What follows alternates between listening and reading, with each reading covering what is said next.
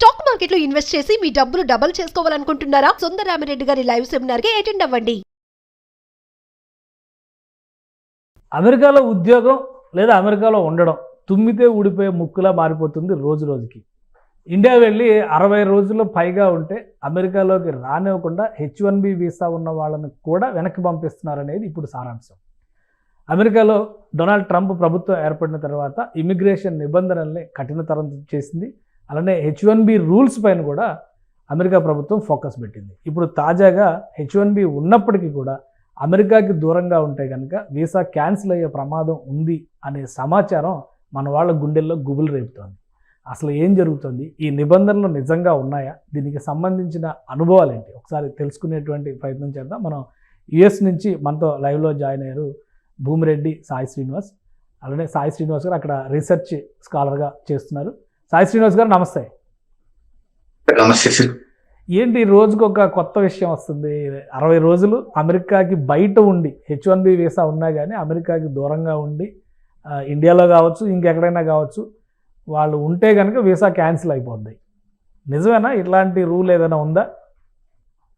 Sir usually ఎక్కడే కానీ sir నేను గత 2-3 రోజుల నుండి ఆ ఇన్సిడెంట్ జరిగిన తర్వాత నుండి నేను విపరీతమైన రీసెర్చ్ చేయడం జరిగింది. అంటే అది అసలు 60 రోజులు ఎక్కడన్నా యూనివర్సల్ రూల్ ఉందా, ఎక్కడన్నా దీని కండిషన్స్ ఏంటి, ఒకవేళ దీని గురించి మనం ఏమేం చేయొచ్చు అని ఎక్కడే కానీ. సో గత 2 రోజుల నుండి నాకు ఎక్కడే కానీ ఈ 60 రోజుల రూల్ కానీ ఈ 60 రోజుల నిబంధన కానీ ఎక్కడే కానీ కనపరాలేదు.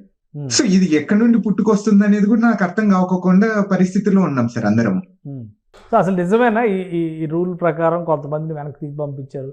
హైదరాబాద్ నుంచి ఒకరిని, బెంగళూరు నుంచి ఇద్దరిని, ఇట్లా కొన్ని డేటా వస్తుంది. సోషల్ మీడియాలో అయితే ఈ పోస్టులే వైరల్ అవుతుంది. సో నిజంగానే అటువంటి డిపోర్టేషన్స్ జరిగినాయా? వాళ్ళ వీసాలో రివోక్ చేయడాలు, క్యాన్సిల్ చేయడాలు, తిప్పి పంపించడాలు ఇట్లాంటివి ఏమైనా ఉన్నాయా? సార్ ఇదైతే 100% నిజమే సార్, వాస్తవమే. సో తప్పకుండా ముగ్గురిని అయితే రిటర్న్ పంపించడం జరిగింది అనేది అయితే క్లియర్ గా తెలుస్తుంది అబుదాబి ఎయిర్పోర్ట్ నుండి. సో ఇక్కడ మనం ఒకసారి ఆలోచించుకోవాల్సింది రూల్ ఏం చెప్తుంది అనేది దాని గురించి ఆలోచించుకోవాలి సార్. ఇప్పుడు వీళ్ళని తిరిగి పంపించిండే రూల్ ఏంటంటే sir 22 code of federal regulations 41.122 HE ప్రకారము వాళ్ళని రిటర్న్ పంపించడం జరిగింది. ఈ రూల్ ఏం చెప్తుందంటే సార్ పోర్ట్ ఆఫీసరు సెక్షన్ 235 ప్రకారము వాళ్ళు సాటిస్ఫై లేకపోయినా, లేకపోతే వీళ్ళ అడ్మిషన్ ని అమెరికాలోకి రానికోకుండా వీళ్ళు అనుకోవడం ద్వారా వీళ్ళు స్వతహాగా అంటే ఏలియన్ అనే వాళ్ళు స్వతహాగా వాలంటరీగా డిపార్చర్ కావడం జరిగింది. 235 ఏం చెప్తుందంటే sir deny to the admission to the United states అని చెప్తుంది. అంటే వీళ్ళకి ఎంట్రీ లేకోకుండా వీళ్ళని డినై చేయడం. ఎందుకు డినై చేస్తారు అంటే మీ అందరికి తెలిసిండేదే, మామూలుగా ఎందుకు అమెరికాలోకి రానికోకుండా డినై చేస్తారంటే ఒక 5 కారణాలు ఉంటాయి సార్. ఫస్ట్ కారణం ఏంటంటే నేషనల్ సెక్యూరిటీ కానీ, హెల్త్ రిలేటెడ్ గ్రౌండ్స్ కానీ, లేకపోతే వీళ్ళు ఇక్కడికి వచ్చేసి పర్మనెంట్ గా అమెరికాలో ఉండిపోతారా అని, లేకపోతే ఫ్రాడ్ ఏదైనా చేసినా, మిస్రిప్రజెంటేషన్ చేసినా, ఈ 5-6 కండిషన్స్ లో తప్పకుండా ఎవరికైనా డినై చేస్తారు. కానీ 60 రోజుల నిబంధన అనేది ఎక్కడ లేదు. ఇది ఎక్కడి నుండి వస్తుందంటే సార్ 2001లో వాన్ అనే ఒక కేసులో చెప్తారు సార్. ఎవరికి కానీ ఈ సిబిపి ఆఫీసర్ కి వీళ్ళకు ఈ 5 కండిషన్స్ కాకపోయినా కానీ వీళ్ళకు బ్రాడ్ విచక్షణ రహితంగా వీళ్ళ అధికారాలు ఉంటాయి. ఈ 5 కండిషన్స్ కాకపోయినా కానీ మిగతా కండిషన్స్ ని వీళ్ళు స్వతహాగా తీసుకొని when they are facially and legitimate act అన్నప్పుడు వీళ్ళు ఏదైనా కానీ రూల్ తీసుకొని వాళ్ళ వీసా రివోక్ చేసే అధికారము సిబిపి ఆఫీసర్ కి ఇవ్వడం జరిగింది ఆ కేసు ద్వారా. దాని తర్వాతనే వీళ్ళన్ని సిబిపి ఆఫీసర్ ఏది చెప్పినా గానీ, వాళ్ళు ఏ విచక్షణ రహితంగా వాళ్ళు ఏదైనా అధికారాన్ని వాడి ఇట్లాంటివి చేసినా గానీ అది లీగలీ వ్యాలిడ్ అయిపోతుంది, ఫేషియలీ లెజిటిమేట్ అయిపోతుంది. ఇక్కడ వాళ్ళు ప్రూవ్ చేయాల్సిందేది ఒకటే సార్, ఎందుకు ఫేషియలీ లెజిటిమేట్ అనేది ఒకటే ప్రూవ్ చేయాలి. అంటే 60 రోజుల కన్నా ఇండియాలో ఉండడం వల్ల అమెరికాకు నష్టం కానీ, లేకపోతే ఏంటి ఎందుకు నష్టపడతారు అనే దాని గురించి ఒకటి వాళ్ళు ప్రూవ్ చేయాల్సిందేది వస్తుంది సార్. కేసు అయిన తర్వాత ఈ ముగ్గురు డిపోర్టేషన్ అయిన తర్వాత అక్కడ అమెరికా మీడియాలో కానీ లేదా మన తెలుగు కమ్యూనిటీ, తెలుగు సర్కిల్స్లో కానీ ఏదైనా డిస్కషన్ జరుగుతుందా?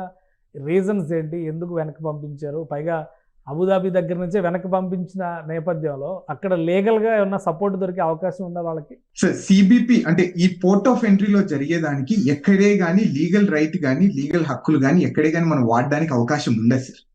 అది ఫస్ట్ ఆఫ్ ఆల్ మనకు చాలా క్లియర్ గా తెలుసుకోవాల్సింది.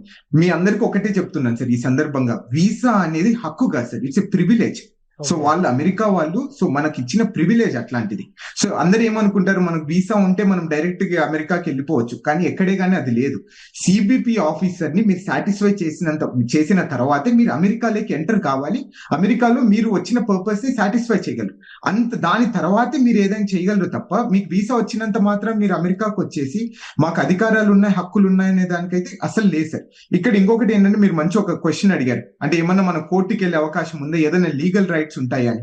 ఇక్కడ పోర్ట్ ఆఫ్ ఎంట్రీలో జరిగేదానికి ఎక్కడే గానీ లీగల్ రైట్స్ అనేది ఎక్కడ లేదు సార్. ఇది కంప్లీట్ గా ఎక్సెప్షన్. దీనికి ఎక్కడే గానీ జ్యుడిషియల్ రివ్యూ గానీ మీరు కోర్టుకి వెళ్ళి మా హక్కులు కాల రాస్తున్నారు వీళ్ళు అనే దానికి అసలు లేదు. ఎందుకంటే వీసా అనేది ఒక హక్కు కాదు, ఇట్స్ ప్రివిలేజ్. అది క్లియర్ గా చెప్పడం జరుగుతుంది సార్. కానీ అంటే ఇప్పుడు మరి వాళ్ళు ప్రాజెక్టుల మధ్యలో ఉండొచ్చు, ఆల్రెడీ కొన్ని కమిట్మెంట్స్ ఉండొచ్చు, అక్కడ కొంతకాలం ఉండి బయటకు వచ్చిన వాళ్ళు అయి ఉండొచ్చు. సో వాళ్ళ ప్రయోజనాలు కూడా ప్రొటెక్ట్ చేయాల్సినటువంటి అవసరం ఉంటుంది కదా. ఇది ఆ రకమైనటువంటి అవకాశం ఏమీ లేదా? అంటే ఆ రకమైన అవకాశం అయితే ప్రస్తుతానికైతే ఎక్కడ కనపరావడం లేదు సార్. అంటే ఇక్కడ మీరు క్లియర్ గా చూసుకుంటారు, అంటే ఇప్పుడు ఫర్ ఎగ్జాంపుల్ ఇప్పుడు ఏదైనా ఎమర్జెన్సీ ఉండి, ఫ్యామిలీ ఎమర్జెన్సీ ఉండి, ఎవరన్నా సో చావు బతుకుల్లో ఉండరు, లేకపోతే మనకి ఏదైనా యాక్సిడెంట్ జరిగి ఇండియాలో మనము దాన్ని రికవర్ కావడానికి 6-7 నెలలు టైం పడుతుంది.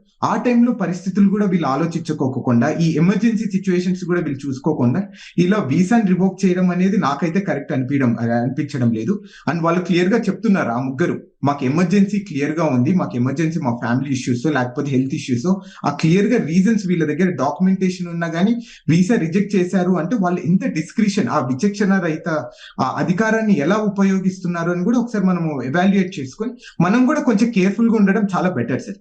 అట్లనే ఇంకొకటి ఏంటంటే, ఒకవేళ మీకు అట్లాంటి సిచ్యువేషన్స్ వస్తే మీరు H1B పిటిషన్ ని విత్డ్రా చేసుకొని మళ్ళీ మీరు ఫ్యూచర్ లో రావడానికి అవకాశం ఉంటుంది. ఇప్పుడు ఫర్ ఎగ్జాంపుల్ ఈ సిచ్యువేషన్ లో కూడా సార్, ఇక్కడ ఎక్కడే కానీ వాళ్ళు స్వతహాగా వాలంటరీగా డిపార్చర్ అయ్యారు కాబట్టి నో ఇష్యూస్. ఒకేలా వీళ్ళు అమెరికన్ గవర్నమెంట్ కానీ పోర్ట్ ఆఫీసర్స్ కానీ వీళ్ళని పంపించితే వీళ్ళు మళ్ళీ జీవితాంతం మళ్ళీ అమెరికాకి వచ్చే పరిస్థితి అయితే ఉండదు. తప్పకుండా ఈ ముగ్గురికి నెక్స్ట్ ఫ్యూచర్ లో ఎప్పుడైనా కానీ కొత్త వీసాస్ వేసుకోనో, లేకపోతే F1 మీద, H1B మీద, L1 మీద వీసాస్ తో వేసుకొని మళ్ళీ అమెరికాకి వచ్చే అవకాశం ఉంటుంది కూడా సార్. కానీ ఇప్పుడు ఆ కంపెనీస్ ఎవరైతే ఈ H1B ప్రొవైడ్ చేశారో ఆ కంపెనీస్ వీళ్ళ తరపున అవకాశం కల్పించడానికి కానీ, లేదా అక్కడ అథారిటీస్ని రిక్వెస్ట్ చేయడానికి కానీ స్కోప్ ఏమైనా ఉంటుందా? ఇంకా ఈ చాప్టర్ క్లోజ్ అయిపోయినట్టే అనుకోవాలా? సో ఈ చాప్టర్ క్లోజ్ అయిపోయినట్టే సార్ ప్రస్తుతానికి అయితే. మళ్ళీ వాళ్ళు కొత్త H1B పిటిషన్ వేసుకుని మళ్ళీ అమెరికాకి రావాల్సిన పరిస్థితి ఉంటుంది. అంటే ఒక్కసారి రిటర్న్ చేసినా, రిజెక్ట్ చేసినా వీసా తీసుకోవడమే కష్టం అంటారు. అలాంటిది డిపోర్ట్ చేసేస్తే, వీసాని క్యాన్సిల్ చేసి రివోక్ చేసేస్తే వీళ్ళకి మళ్ళీ అప్లై చేస్తే వచ్చే ఛాన్సెస్ ఉంటాయా? అదే సార్, ఇక్కడ కొంచెం ఒక లూప్ అనేది ఇక్కడ ఉంది సార్. ఇక్కడ ఏంటంటే వాళ్ళు వాలంటరీగా డిపార్చర్ అయ్యారు, అంటే వాళ్ళు డినై చేసిన తర్వాత వీళ్ళు స్వతహాగా వద్దొద్దు మాకేం చేయకండి, మేమే వెళ్ళిపోతాం మా ఇండియాకి అనేది వాళ్ళు చాలా తెలివిగా చేయడం జరిగింది. అంటే సో దాని ద్వారా ఏమైపోతుంది అంటే నెక్స్ట్ ఫ్యూచర్ లో వచ్చే అవకాశం ఉంటుంది. ఆ రోజు చెప్పుకొని ఏదో ఒకటి మేము ఇట్లనే వాలంటరీగా మా ఫ్యామిలీ రీజన్స్ లేకపోతే ఇది జరగడం వల్ల మేము రిటర్న్ రావడం జరిగింది అనేది చెప్పుకోడు. కానీ వీళ్ళు అమెరికా వాళ్ళు తిరిగి పంపిస్తే మాత్రం మనకు జీవితాంతం ఎప్పుడు వచ్చే అవకాశం కూడా ఉంది సార్. రైట్. అంటే ఇప్పుడున్న సిచ్యుయేషన్లో మీరు ఇచ్చేటువంటి సలహా ఏంటి? ఒకవైపు ఈ డ్రీమ్ అయితే చెల్లా చెదిరైపోతుంది అనేటువంటి ఆందోళన ఉంది, ఇంకోవైపు నుంచి అమెరికాలో ఉన్న భారతీయులు కానీ, అమెరికాలో జరుగుతున్నటువంటి పరిణామాలు కానీ, మళ్ళీ అమెరికా రావాలి అనేటువంటి కళ ఇక కలగానే మిగిలిపోద్ది అనుకునేటువంటి వాళ్ళకి మీరు ఏం చెప్తారు? సార్ ఇప్పుడు ప్రస్తుతానికి అయితే మనం ఈ H1B వాళ్ళు ఎవరైనా కానీ ఎక్కడే కానీ ఈ రూల్ లేదు అనేది డిస్కషన్ దాన్ని పక్కన పెడితే, సో మీ అందరికీ ఒకటే నేను విజ్ఞప్తి చేస్తున్నాను. సో ఈ సందర్భంగా 60 రోజుల కన్నా ఎక్కువ ఎవరైనా కానీ ఇండియాలో ఉన్నా కానీ, సో వాళ్ళందరూ 60 రోజుల లోపలే ఏదైనా కానీ ఈ వెకేషన్స్ కానీ ఇవన్నీ పూర్తి చేసుకుని 60 రోజుల లోపలే అమెరికాకి రావడం జరుగుతుంది. అలా వస్తేనే కొంచెం మనం సేఫ్ గా ఉంటాం. అలానే ప్రాపర్ డాక్యుమెంటేషన్ అనేది పెట్టుకోవడం అనేది నా సజెషన్. అంటే ఒక అటార్నీ దగ్గర నుండి కానీ, లేకపోతే మీ ఎంప్లాయర్ దగ్గర నుండి కానీ, అలానే మీ పే స్లిప్స్ కానీ, మీకు శాలరీ పడే డబ్బులు కానీ, ఇవన్నీ క్లయింట్ రిలేషన్షిప్ కానీ, ఈ డాక్యుమెంటేషన్ ప్రాపర్ గా పెట్టుకున్న తర్వాత మీ అటార్నీని, మీ ఎంప్లాయర్ ని కన్సల్ట్ అయిన తర్వాతే మీరు ఈ ట్రావెల్ ప్లాన్స్ కానీ, ఈ పోవడం కానీ రావడం కానీ చేస్తే చాలా బెటర్ గా ఉంటుందని అయితే నా విజ్ఞప్తి సార్ అందరికి. రైట్. ఇక జాబ్స్ కోసం ట్రై చేసే వాళ్ళకి H1B అనేది ఇప్పుడు ఆల్రెడీ 2 అంశాలు చెప్తున్నారు. నంబర్ తగ్గిపోతుంది అంటున్నారు, రూల్స్ స్ట్రిక్ట్ చేస్తారంటున్నారు. సో ఇవి జరుగుతున్నటువంటి సందర్భంలో ఇండియా నుంచి జాబ్స్ కోసం ట్రై చేసే వాళ్ళు తీసుకోవాల్సినటువంటి జాగ్రత్తలు ఏంటి? సార్ ఇక్కడ ఎవరే గానీ అంటే నేను నెంబర్స్ ప్రకారం అయితే ఇక్కడ పెద్ద తగ్గినట్టు కూడా నాకైతే ఎక్కడ కనపడడం లేదు సార్. ఎన్ని రూల్స్ ఎక్కువ స్ట్రిక్ట్ చేస్తున్నారో ఆ నెంబర్స్ పెరుగుతున్నాయి. నాకు అదే అర్థం కావడం లేదు నెంబర్స్ ప్రకారం చూసుకుంటే. లాస్ట్ టైం కి ఈ టైం కి అంటే 1,50,000 H1B పిటిషన్స్ తగ్గిపోయాయి అంతే.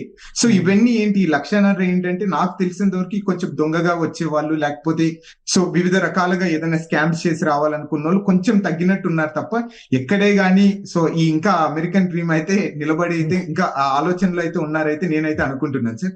అంటే ఇప్పుడు వచ్చే వాళ్ళకు కూడా తప్పకుండా చాలా కేర్ఫుల్ గా సో మీరు ఏదైనా కానీ ప్రాపర్ ప్లానింగ్ తో ప్రాపర్ జాబ్ తోనే అమెరికాకు వస్తేనే మీకు అవకాశాలు ఉంటాయి. సో ఏదైనా కానీ ఒక ముందులాగా సో దొంగ సర్టిఫికేట్స్ పెట్టుకోను, లేకపోతే మీరు మొన్న చూసింటారు ఆల్మోస్ట్ సుమారు 5 మందిని మన హైదరాబాద్ లో అరెస్ట్ చేయడం జరిగింది దొంగ సర్టిఫికేట్ పెట్టుకున్నారని. అలాంటి వచ్చే వాళ్ళకు మాత్రం అసలు అమెరికా అనేది కరెక్ట్ ప్లేస్ కాదు ఇప్పుడున్న పరిస్థితిలో. అలాంటివి అసలు చేయకండి అని అయితే నా suggestion sir. Right thank you Sai Srinivas గారు.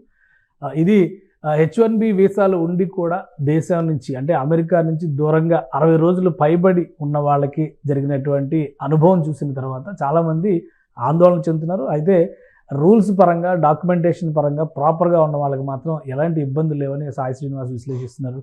మరోవైపు కొత్తగా వెళ్ళేటువంటి వారి సంఖ్య కూడా ఏమాత్రం తగ్గడం లేదు. పిటిషన్ పెట్టుకునేవాళ్ళు, అప్లికేషన్ పెట్టుకునే వాళ్ళు తగ్గొచ్చేమో కానీ వచ్చేటువంటి నంబర్లో మాత్రం పెద్దగా మార్పు లేదని చెప్పి అంటారు.